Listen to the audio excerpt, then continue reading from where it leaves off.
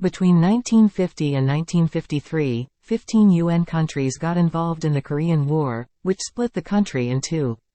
Today, no one has any doubts that it was a continuation of World War II, which did not end up in favor of the Allies in these territories.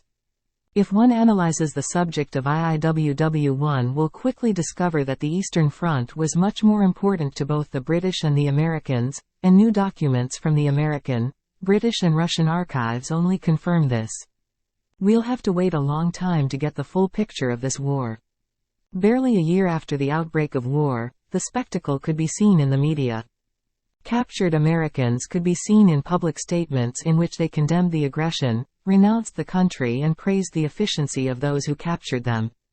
We can watch such films today, but what amazed historians was that they mostly showed Americans. There were no Canadians, no British, no French. This phenomenon did not apply to the Marines and aviation. The investigation, of course, was partly classified, but official records claim that the military had lax discipline. Morality was low and most soldiers had no idea where they were or what they were fighting for.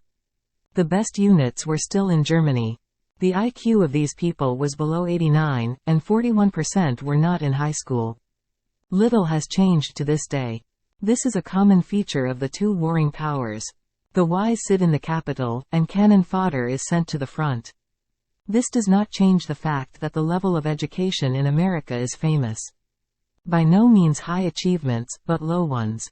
Americans really have no idea about the countries they colonize. They don't even know that at 12 a.m., shops in the Middle East are closed.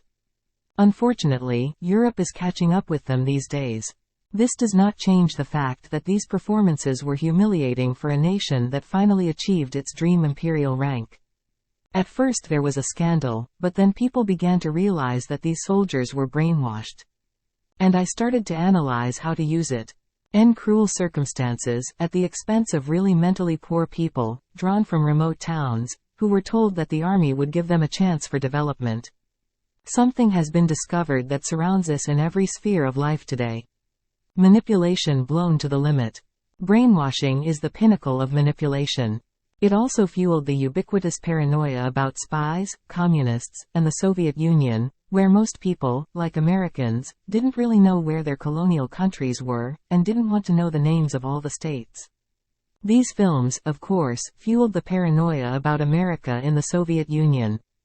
And so we persist in this paranoia, thanks to governments, although ordinary mortals are not too interested in what is above.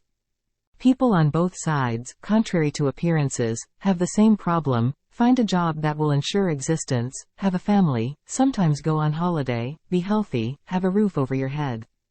It was argued that, unlike the honest Nazis and the Japanese, there was no honest war to be waged against the new enemy. An enemy was found who could infiltrate society and, even worse, sneak into the human mind. The problem is that neither side was fair in World War II. Since the dawn of time, wars have not been won by honesty, and any textbook on strategy will suffice.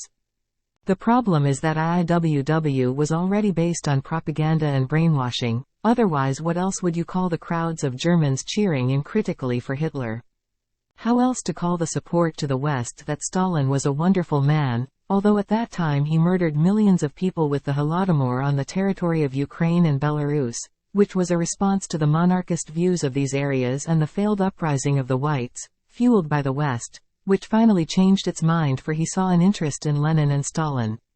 The brainwashing issue was primarily dealt with by the CIA, but Hollywood was also involved in the process, which from then on was to produce films that praised the efficiency of the American services. It was the same on the other side. Unfortunately, this infamous side of cinematography continues. Today, all countries tell us what to think through film and television. In 1953, the famous MK Ultra project began, and then Bluebird, to which we owe our modern society's high. It was the latter project that tested LSD, and when they finished the research, they simply abandoned the pills, as a result of which there were those who decided to make money on it. Unfortunately, the Americans have nothing to boast about in these matters, because they used children for these studies. Preferably orphans. And now someone would probably like to mention priests and orphanages. Unfortunately, most of the state ones were taken. Officially, the MK Ultra project was discontinued in 1973, which is quite late. And only the naive would believe that it really happened. As it is nicely put, the use of scientific methods and knowledge to change attitudes, beliefs, thought processes and patterns of behavior using proven psychological techniques, combined with hypnosis and drugs. The public was never informed that the SS had sold the knowledge and started testing with mescaline, the predecessor of the CIA, and he also played with cannabis on prisoners. This is how sodium pentane, truth serum, was created. The search for effective drugs led Americans to Latin America. If someone has a grudge against Colombia, they should blame the Americans first. Experimentation with LSD has never stopped, and new substances are appearing on the market. And you can only guess, like Pavlov's dog, how these funds get to the market. Hardly anything has changed in this regard.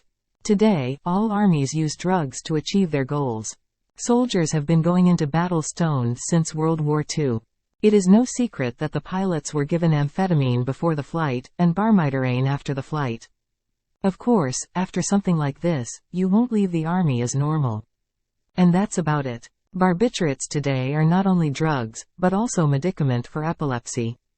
That's for the screamers who want to ban them. The only good of it, but just one, not all barbiturates. Unfortunately, this is one of the few remedies for epilepsy, which we can give our pets to alleviate this incurable disease. Yes, the world would be a better place if people didn't hit their animals over the head. There would certainly be fewer animals with epilepsy, but humans love to torment the weak. They don't bother their peers. Then they will find a field for themselves, in the territory of the weaker ones. Using them, they will achieve their goal. Of course, there are fewer suicides in the military. 1. That thanks to living in fear, hormones work, and 2. Appropriate drugs are added that the soldier does not even know about. That's what everyone does. The Israeli army, which is no secret, leads the way. Suicides begin after leaving the civilian, because there are no drugs and hormones. Not just any hormone. The most powerful drug in the world, the legendary adrenochrome. Natural, and it's the most powerful drug that many people used to kill for. Adrenal glands are needed because they send information, but it itself is in the pineal gland. Contrary to appearances, the adrenal glands do not produce much of it. That's right, eating the adrenal glands was believed to transmit power. The ritual itself probably passed on, because your own body produced it, but you need the pineal gland. Of course, the idea itself was not new.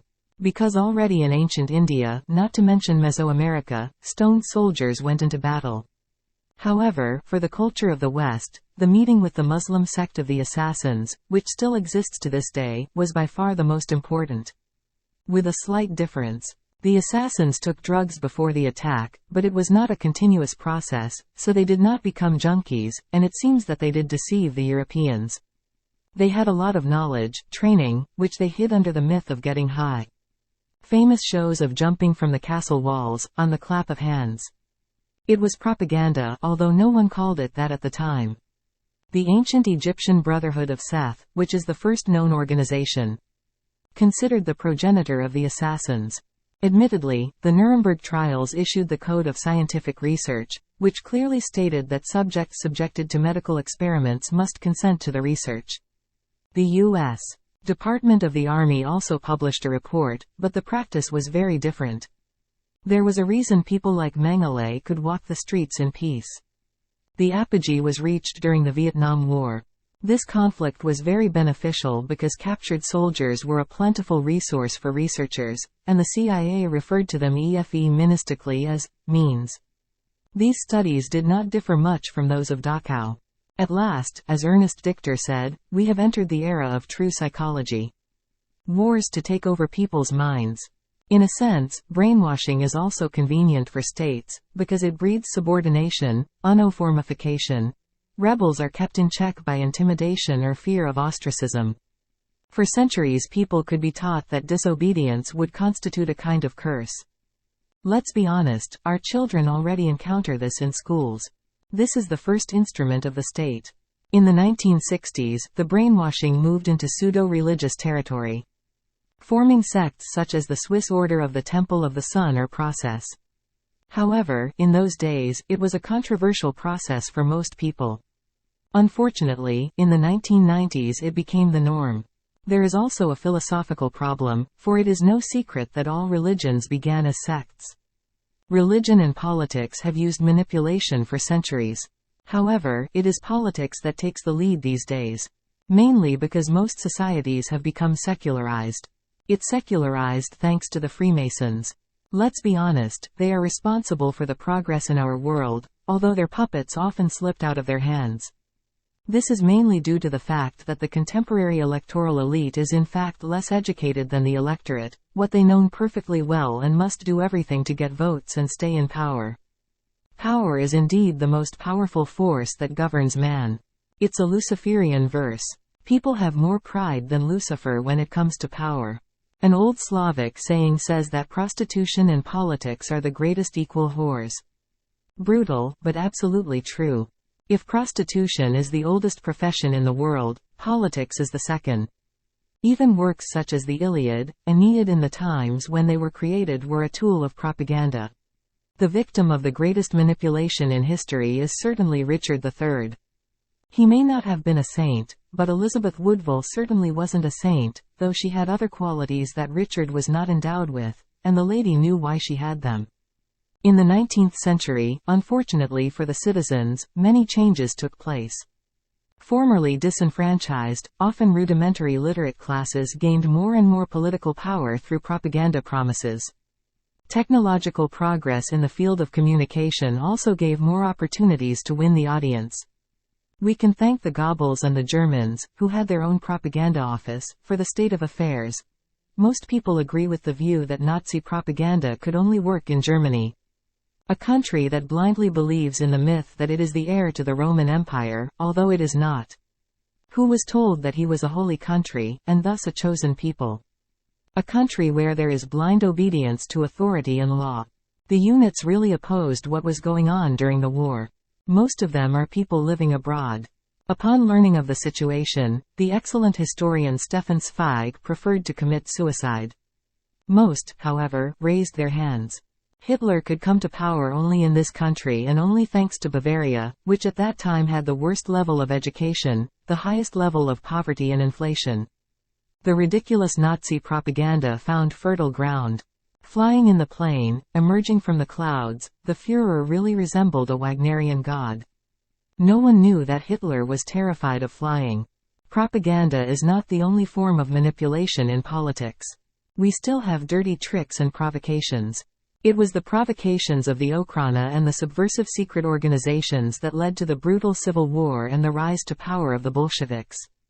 Stalinism is a later period. Let's not use these terms interchangeably, which is the bane of the Internet. In his zeal of fighting the other side and seeing a spy everywhere, he has thrown the country into disarray. Not even noticed when the third force appeared. Nicholas didn't know anything. He was a good man, but a really bad ruler, maybe not bad ruler, but a ruler who thanks disinformation became bad in some part of politics. Honestly, there was also a civil war in the family. The Romanovs at that time fight and kick each other, either without the knowledge of the Tsar, or with the Tsar's knowledge, but the Tsar can only throw up his hands. He doesn't want to add fuel to the fire. Though my grandfather always said that if Nicholas dared to put the fire and be an old-fashioned Tsar, he would send away his fanatical stupid wife, who is being exploited by Wilhelm's spies. Many things would not have happened. Of course, the state began to deteriorate earlier. He, like Louis XVI, collected for the faults of his predecessors, but indeed in many matters he was not informed, and even cut off from the world. Then he wanted it. He had enough of that family wars, which had impact on the country. Nicholas was not prepared for the role of Tsar. The one who was supposed to be him died in an assassination attempt. His strong need to be an ordinary man took hold. The problem is, he wasn't. The ruler must set aside the things reserved for the common man. He was uncritical. Kresisinska, the first abuser of the whole family, who knowingly fathered children with each of them and squatted. His wonderful fanatical wife, Rasputin, who was certainly poisoning the prince to stay at court. You could say he believed in people too much. In the Western media, it is often said that the Tsar propagated Nazism. Well, let's face it, lots of Jews sponsored Bolshevism and their leader was a German Jew who started his career as a spy. I think Stalin punished him enough if he sinned. He was not planned to be a leader, and somehow it happened that when Stalin left the sick Lenin, he collapsed. When his wife began to squeak that Stalin murdered her husband, she disappeared from history. Certainly, Western countries want to purify themselves in this way, from their conduct. To show it in a better light, but if that was the case, Lenin wouldn't be jamming what he was jamming. There was indeed a satirical tract issued by the Okhrana, but by the Okhrana, which then already does what it wants. The truth is that throughout Europe, we owe the bad attitude towards the Jews to Ferdinand and Isabella the Catholic. They killed more Jews and Muslims than the Holocaust. They started this campaign. There was nothing new in this book that people didn't know and even laughed at. Only in remote villages could there be someone who believed that the Jews drank the blood of children. He had no influence on politics. The Church was otherwise more tolerant of other religions, as best demonstrated by the Fourth Crusade, when Constantinople was sacked. That Church was founded where it was founded. This is the Church of the East. The Byzantine Church, and it was interested in commercial cooperation with dissenters. Of course, as in every institution there were fanatical priests. There was a very influential Jewish family close to the manor. Last Tsar wasn't that type of human. Especially in American books you can read that the Russians, thanks to Stalin, learned to inform on each other, an atmosphere of paranoia and fear was created. America went through this phase too. People have always loved to report, regardless of nationality. For various reasons. Sometimes right, when someone was hurt by the other side, and sometimes not. Kautilya already has a whole chapter on denunciations in his book. There was one difference though. Even Alexander the Great listened to Bessus, but he beheaded him, because he knew that if he snitched on Darius, he would one day do the same to him. This is a great leader. The little one will keep the informer. The problem is that in Russia, or in the republics, or in the satellites, apart from one German one, there were no situations like in Nazi Germany or the later Democratic German Republic, when parents denounced their own children. Children on their own parents. With pride that they helped the country. Man did his own thing, thought his own way, but there was no such brainwashing. It never happened. Russians say one thing and think another. It is a policy straight from the steppe, but it helps to survive in the so-called interesting times. Worst Jewish curse, may you live in interesting times. Contrary to what is said, Russians really don't care much about politics. Their family, home, but not what they have no influence on, because contrary to appearances, ordinary people have no influence anywhere, but about that in another episode. Television has become the greatest tool of manipulation. The moment of crossing the magic line is considered to be the first political debate between Nixon and Kennedy. After the discussion, the positions and statements of the candidates were of secondary, and perhaps even tertiary importance. Kennedy was not as much a junkie then as he was when he met Khrushchev in Vienna. That day the image was discovered and the Kennedy family was to use this new, or rather brought back to life, invention. Even the light was adjusted to look best. The Americans got what they wanted, a dynamic, brave, good-natured boy next door, decorated with war badges.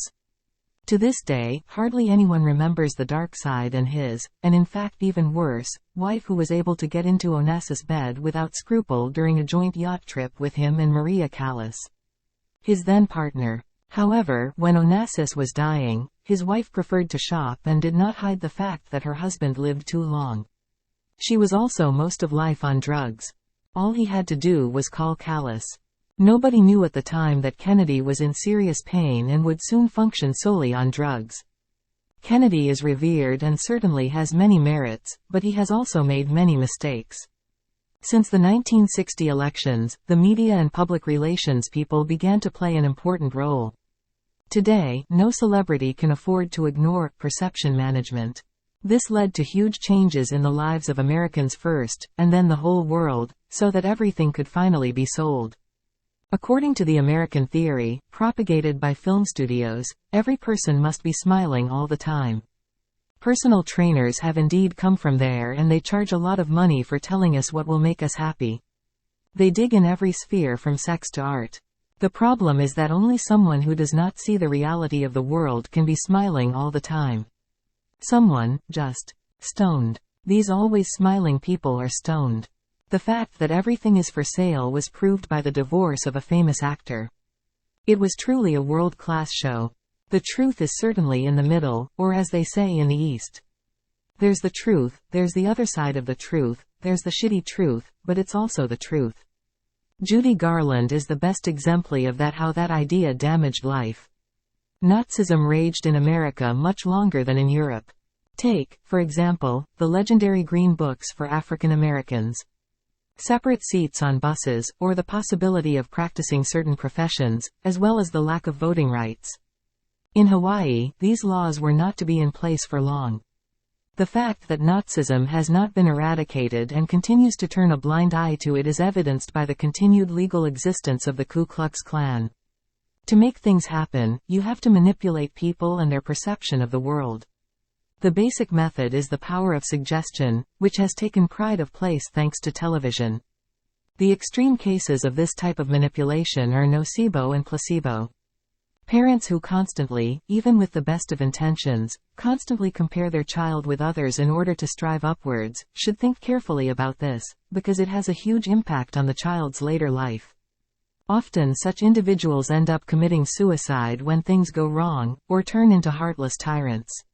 At the same time, a person who is uplifted, contrary to appearances, can develop proper self-esteem and mental balance. Doctors also use manipulation, especially when dealing with incurable diseases. They even convince patients, sometimes without justification, that everything will be fine, even if there is no scientific chance for it.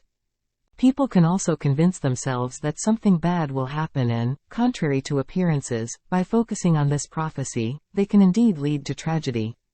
Nowhere is the power of suggestion more exploited than in the world of advertising. In one day we are satiated by radio, television, newspapers, magazines.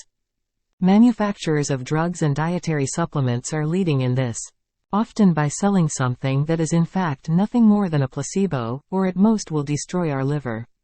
The omnipresence of these miraculous medicines makes us believe that we really need them. The pinnacle of such manipulation was certainly the pandemic. People were even told what fever remedies to take when taking the vaccine, which works so well that it has already had 6 doses and there will be more. Get the medicine from the manufacturer. The result is the creation of a society of neurotics and hypochondriacs. Advertising manipulation methods can be subtle, primitive, or both.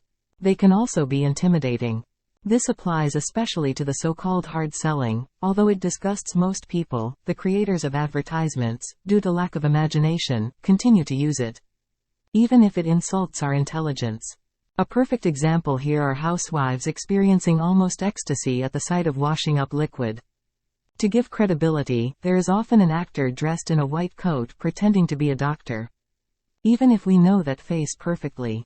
People have an extraordinary gift of admiring famous people even when they are not worth it. So it's not surprising that women will buy a cream advertised by some actress as revitalizing wrinkles, even if you can see from a distance that the woman on the screen revitalizes them with plastic surgery. The cream really won't help here. People also forget that the actor does not have to support the advertised product. It's his job, he gets paid for it. Pharmacology is at its peak here. It's no secret that doctors receive trips, perks, or promotional drugs from drug manufacturers in exchange for prescribing their products. For gray mortals, it is standard to sell many products, with the same substance, but under a different brand name. When we buy drugs, we look at the Latin name, which is underneath in small letters. The invention of the 1950s called brainwashing was taken over not only by interviews, but also by the advertising industry and even the film industry. Apart from the insistent product placement in movies, in some countries, and even inappropriate dialogues, taken out of context praising the product. Manipulation is, in a sense, the key to the prosperity of modern countries. It drives consumption. In the past, supply was mainly governed by demand, but manipulation created the opportunity to significantly increase demand, as well as extend the purchasing power of consumers to new products. In the 1950s, manipulation began to move to workplaces, starting with corporations. not only to encourage them to meet standards or work overtime, but also psychological profiles began to come into fashion as a way to secure normality and adapt the employee to the company. Today, when applying for a job, we talk to a lady who often asks us questions below criticism, and we have to answer them, or a question not related to work, which should not concern her at all. How do we spend our free time? She records it all and decide. You can have a great resume, but you need to know how to manipulate the person on the other side forget the job. Brutal truth, so your resume doesn't count. You have to fit in with the company and blindly believe in it. Many companies have a wonderful list of job bonuses in their advertisements. Honestly, instead of a gym card, I'd rather see money in my account. People have been manipulated to such an extent that they forget that these bonuses are simply deductions from their pay. Is it eugenics transferred to companies? Unfortunately, this is eugenics. The question is, when will it end, because it is heading in an increasingly dangerous direction.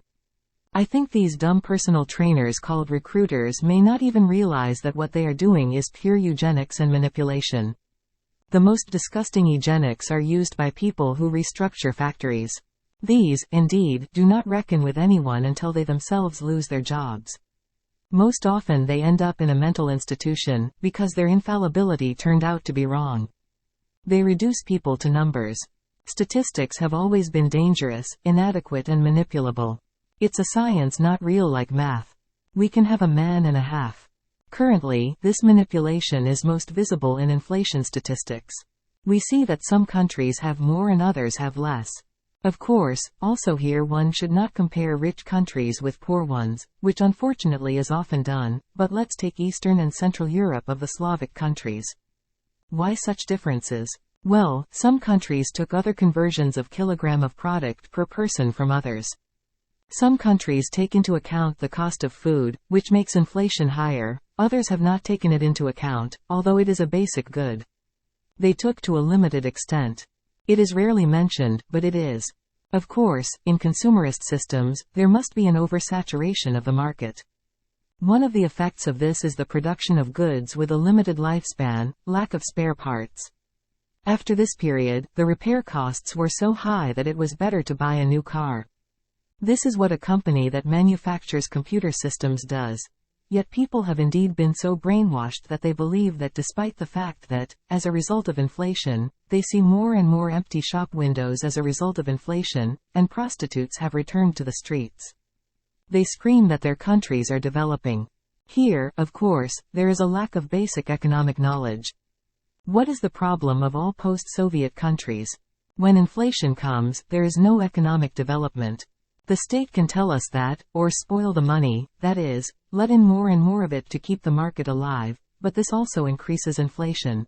The market is then artificially maintained in various ways. That's not an issue for this episode anymore. According to Packard's principle, there is also such a thing as wear psychological. Every few years, the style of the product is changed so that the owners of older models feel that they are outdated, out of fashion, or they are even forced to change outdated equipment. Sometimes it can also affect the law. Just different license plate colors for older cars, newer ones. Packard called it creating dissatisfaction. By arousing anxiety and guilt, the creators of advertisements could sell the product by arousing subconscious security.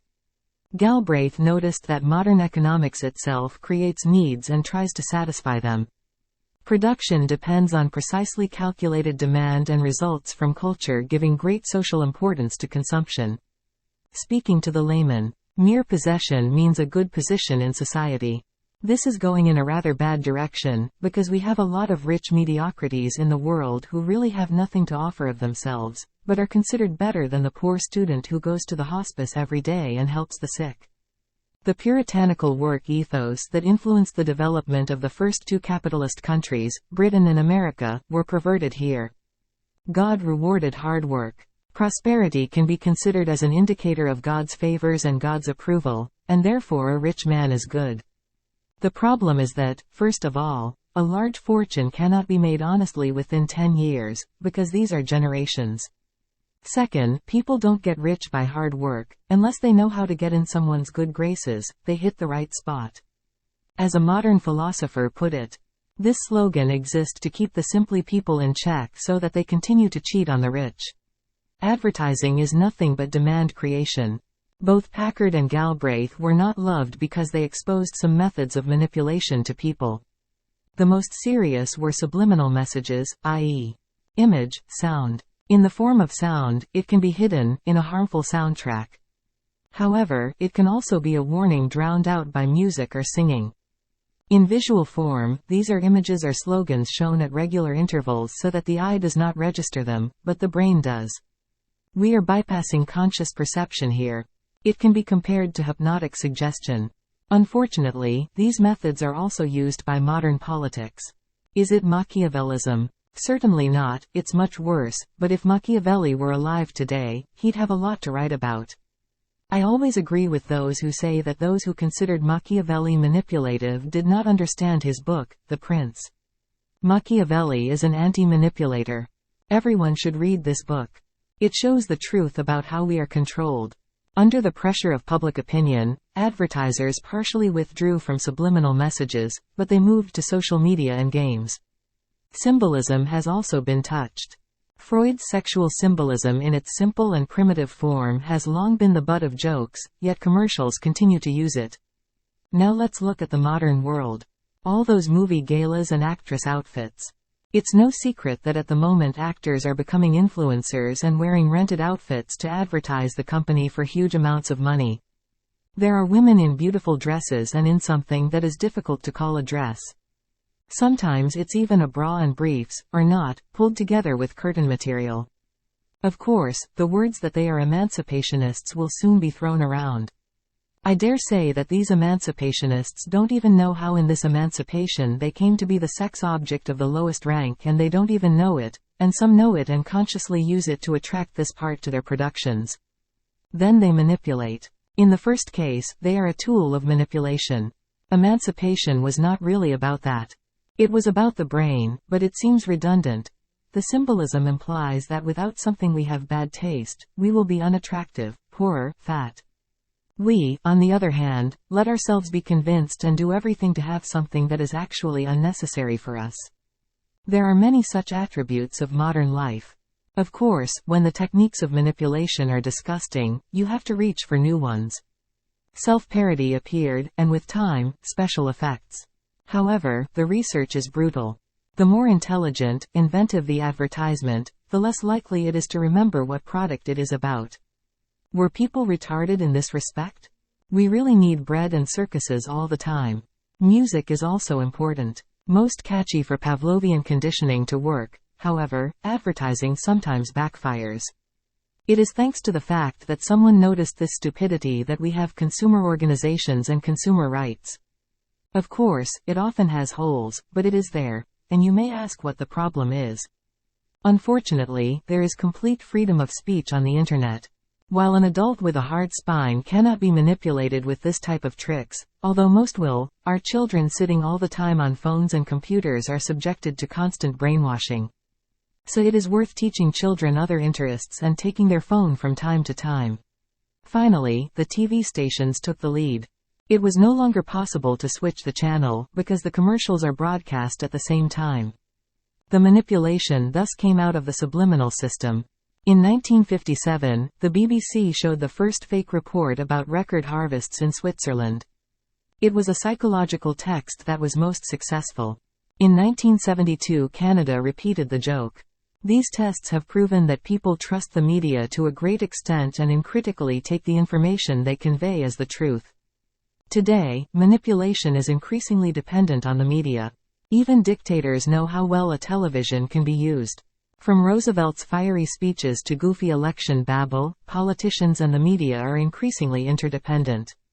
Religion has also entered the media. Especially in America, this is a problem because many so-called evangelists have little to do with religion. Newspapers and TV need revenue to sustain themselves, and advertisers are the best source. When these forces work together, the most powerful manipulation takes place. The budget is best pulled up by tragic events. The first person to admit to creating a belief through the media was William Hearst, who sent photographer F. Remington to the island of Cuba to photograph the atrocities of Cuba's War of Liberation from Spanish imperialism. The photographer noted that there was not much to photograph there. Finally, there was a mysterious explosion of the main ship.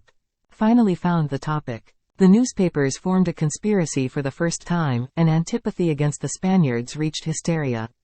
This manipulation led to the fact that William McKinley, wanting to gain votes, declared war on Spain. In this military campaign, the states destroyed the remnants of Spain's overseas empire. Hearst is considered the progenitor of media emperors. The budget is best pulled up by tragic events. The first person to admit to creating a belief through the media was William Hearst, who sent photographer F. Remington to the island of Cuba to photograph the atrocities of Cuba's War of Liberation from Spanish imperialism. The photographer noted that there was not much to photograph there. Finally, there was a mysterious explosion of the main ship. Finally they found the topic. The newspapers formed a conspiracy for the first time, and antipathy against the Spaniards reached hysteria. This manipulation led to the fact that William McKinley, wanting to gain votes, declared war on Spain. In this military campaign, the states destroyed the remnants of Spain's overseas empire. Hearst is considered the progenitor of media emperors. When the Cold War started, they started saying what the government wants. The media also triumphed in uncovering the dirt of influential people. Watergate is the perfect example. It was a triumph for the media and made them the so-called Fourth Estate. However, this triumph had its dark side. It led to the loss of perspective. Regardless of the moral context. When the Falklands War broke out, the British government controlled all information that leaked to the media. Of course, the location of the conflict made it a lot easier here. Only those who received the right to accompany the army in warfare were allowed to comment. That's when the media started to consider something they shouldn't consider: maps, strategic points. Specialized commentators began to appear whose specialization was indeed different. This led to the attack plans being betrayed and the troops had to withdraw. Unfortunately, this is now the standard. Should it be banned? Yes. Why? Because soon there will be no need for spies. It is enough for the enemy to turn on the country's news channel. Tricks such as throwing garbage by the TV crew to manipulate the version of events are no longer new. In pursuit of the next sensation, the media is ready for anything. In pursuit of a narcissistic display of their own power, the media are ready to bring out all the dirt and go to any methods, not even heeding that it may be a detriment to the state. Many politicians entered this ugly arrangement with great willingness. And so we have during viewing hours, either games, i.e. all kinds of matches, or election conventions, speeches. The Gulf War was started at 6:30 a.m. so it could be reported in the newspapers. I'm sure some people think it's a joke. It's not a joke, although it sounds like it. Perhaps the most valuable asset is a political commentator. Theoretically, the task of news channels in programs called news should be to convey dry facts. Only later should they be commented on in columns that may show TV bias. So basically which side of politics the channel is on. However, it is not. Journalists put on appropriate faces and model the tone of voice, suggesting what we should think about it. Even if in a moment we hear about another drunk idiot on the road. The commentator's personality sometimes overshadows the material itself. On the occasion of any political events, commentaries, opinions and alleged analyses of the so-called specialists take more time on the air. If we strained and started looking for data on these specialists, we might be very surprised. In a sense, it is not only manipulation, but also contempt for the viewer, because the media explains what we see and forbids our own judgment. The media can also act as an arbiter in a war conflict. The first example of this again was the Gulf War. It was a media war. The invader can also address the conquered country. For what else was George Bush's monologue to the citizens of Iraq to rebel against their leader? Indeed, the West took a whip on itself then, because out of its own ignorance and idiocy, it entered a territory about which it had no idea how people live there. Of course, it was only the oil that mattered. In all this, as during meetings with Stalin, it has been forgotten that there are no negotiations in the East, and a democracy that can hardly be called a democracy is a creation that cannot be implanted in these areas, because there was a strong leader there for thousands of years. The liquidation of people who were able to control different nations inhabiting given territories, or even extreme religious views, led to what we live in today. It is this ignorance and power that has created things like the Islamic State, the Taliban and many others. Today there is no media that does not say what the government wants, and this applies to all systems and countries. The pandemic has proven it. Of course, it is good when there is an opposing source. That is, one that says the opposite of what the government says, but in fact it would disappear without the will of the government. What this is about. For people to go completely stupid and not really know if the country is good or bad. Of course, in days devoid of world-shaking stories, there is also something to write about. Preferably about the private lives of famous people. No, I'm really not interested in that.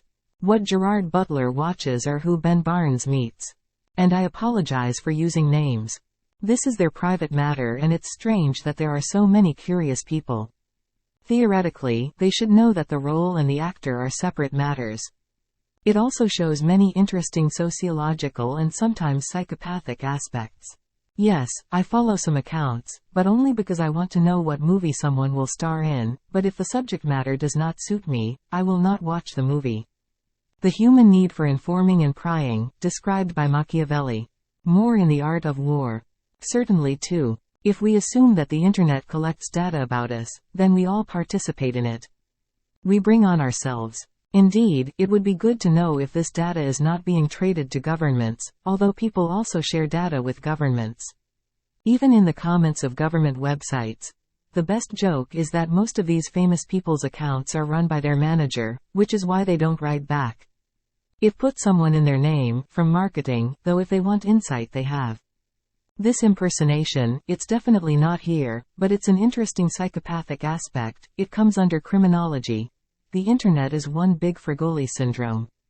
Interesting observation. Assuming masks. Only nemo potest su personam Dio fair. Despite this, most intelligent people will admit that what someone famous does not affect the fate of the world, but the media suggests the opposite. Of course, games are always needed to make the dark people forget about their problems for a while. This quote from an excellent French children's comic about two Gauls is a reflection of that. And so other programs are shifted or even cancelled to allow for the broadcast of such a spectacle. Huge sums are spent. Huge sums of money are spent for a few enthusiasts to chase a gas-filled balloon around the field. These enthusiasts slowly become slaves of the sponsors and are forced to run around the pitch in even 40 degrees or, in the case of ski jumping, jump in dangerous conditions, so that the sponsor's banner can appear on TV. For which the sponsor paid quite a lot. And the commentators, especially from the balloon, talk about it with such anointing truly worthy of holiness, as if the apocalypse was coming, or Christ descended from the heavens. The fans will remember the next day that they lost the match. It is indeed a little sad that what Theodora has done cannot be done today. As well, Mesoamerica has gone to the past, so there is no sanctity in the matches. There is a lot of hypocrisy on social media too. Let's try to put a picture of Rubens with a nude. They will remove it because it is pornography. However, accounts that are actually pornographic or escorts are not removed. They also don't often remove vulgar videos with women in the lead role, which even an idiot knows are related to porn movie or is part of it. This is self-expression. For posting a satire about hunting with a fox aiming at the hunter, with the quote, "After all, it's a sport." You may have a blocked account. Doesn't fit the community or is fishing. Sorry, any form of taking a life is not a sport. Killing is killing, whatever you call it, it would be still killing. The most famous quote from the most hated book, The Prince. At the same time, Nazi sites are multiplying, and in countries where bad politics are really reborn, these media do nothing about it. Unless you would send the screen to the boss of the company. Then the disgusting post disappears. Especially about Jews, Muslims, Africans. These posts sometimes even have photos from times gone by with the caption "It was good." This also shows that robots cannot replace humans, but also that if a robot does not delete such posts, neither does the human to who you report it to. Then the question arises whether he is no longer equal to a robot or more stupid. Let's not delude ourselves, all media live from our data. In fact, what we publish, we give to them. They're the best spies of the 21th century. Soon spies will disappear. The question is whether this data sells or not. It can be like in a movie with a famous actor from Gladiator, and probably often is. Few months ago, well-known firm which produced antivirus and browser. The issue is also what will happen to our post-vaccination data, because they have been left somewhere. Only an idiot would believe they were gone. No, they're too important. Social media, starting with the forum, which should be banned because advice is often misleading, and medical advice can even be harmful, create a language of hatred. In the comments, it is even indicated how to either write nonsense or throw mud at the one who has different views. Not everything is written by paid people. People think that if they write something on the web, they are anonymous and can say anything. Unfortunately, in many cases they can, because there is permission from above. After all, this bottom-up discussion attracts more followers and writers. The biggest manipulation was undoubtedly the last virus. The virus was medial and took over all the media around the world. Even if it killed fewer people than the plague, the Spanish flu. People have been brainwashed to such an extent that they have indeed murdered their own pets, even though they did not carry the virus. The information that the virus was created many years earlier during the war in Afghanistan and has never returned has disappeared from the network. The only place you can find this information is in old political science elementary books. Medicine could finally return to the top of its eugenics, because what could you call it that somehow this vaccine does not quite work, because there are more doses. In fact, it was one big medical test. This was evidenced by the papers that the doctor filled out, but rather the patient did not see them, and those which he signed as well. Other diseases ceased to exist. Numbers in the statistics were also manipulated. And this is in the light of the law, because various conversion factors were used. People suffering from cancer or other more serious diseases ceased to exist. Masks were supposed to protect life, although they did not protect it. They will stay with us for a long time, because their price cannot be too high, and the manufacturer must earn. When was shown how it was produced, you had doubts about hygiene, but they protected life. Doctors also showed what they go to the profession for. Indeed, there is no greater hypocrite. It's a Greek word game. The word hypocrite comes from the name Hippocrates. Especially the younger ones took shelter in their homes, started to be treated via the internet, and to this day we have little data on how many people were killed in this way. We know a few though. There was also a method of taking money for a visit, but not touching the patient. Doctors before retirement who still had a sense of duty remained in the outpatient clinics. The biggest problem was people who didn't cooperate. Those mangy pigs with brain cancer, Alzheimer's, didn't understand that these masks were protecting their lives. They did not protect, but worked well on the head. Everything was blamed on a bat that couldn't defend itself. Surely this show stopped the overblown production of certain goods, which was already at a level that was dangerous for the economies of countries. It has also stopped and even destroyed some industries, making way for new ones. Unfortunately, the effect was not what was wanted. It did not brutally create new jobs. Some people have discovered, and this is a good example, that the fifth TV set will not bring happiness, and there is more to life. In many countries today, when we ask a doctor who has flu or has dirty hands to wash them or put on a mask, he will react completely differently now. How dare we tell him that? They say viruses don't disappear from this world, but this one has. A miracle indeed. But indeed it was necessary to move on, for one thing had been forgotten. Most of the world, even if they claim not to be a capitalist, are. The whole world is on supply and demand, and these two determinants of economics hate such situations. The fact that the society is slightly poorer can be good, because they have to start working again. Think about how they will get bread and not rebel. Power does what it wants. This is especially important for incompetent government. However, a long stay makes a hole in the pockets of the rich, and they hate to be poor. Whether there was a virus or not is a moot point. There was, but not to the extent that the media has blown it up. In fact, if someone wanted to, it was enough to completely lock people in their homes for 2 or 3 weeks, so that they would not leave the house and the disease would completely disappear. Meanwhile, it was allowed to go to the shop, and also to do some work. This disease was specially prolonged, as if someone wanted it. Never in the whole history no one see that type of fighting with pandemic. Of course, she disappeared during the holidays. In some countries, hospitals received more money for a patient who had COVID than without. So those without COVID were not taken, or many who did not have COVID. To get money to renovate a collapsing building had written in papers COVID. It was a powerful manipulation, for which, just as eugenicists during the war did not pay, no one will pay. Was the virus case a worldwide conspiracy? It is certainly the first conspiracy of this kind in history. He was credited with this nation, but he had no such abilities. Someone here had. Who we will never know, and certainly not those who live now. They will probably throw us something to wipe our tears, but there will be little truth in it. Maybe not just virus, that really exist, but all around. What should have been done to fill the budget after this circus of powers that live mainly from the production of weapons? New wars have been invented.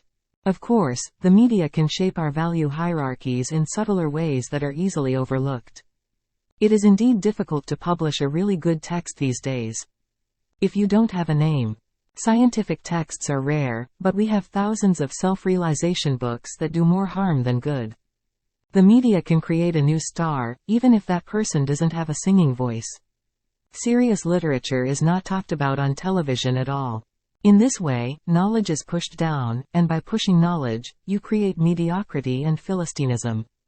However, mediocrity can have its advantages, because it will rarely go against power, it will rarely go against everything, and it will follow the line. They are a nation of free slaves, though unfortunately they do not know it. Now it's probably time to talk about democracy and freedom, isn't it? No, I support such feminists who fight for wives burned alive in Pakistan. These are real feminists who want to improve the fate of women. Running naked around town is not feminism. These women are twisting it. So what? Let's vote.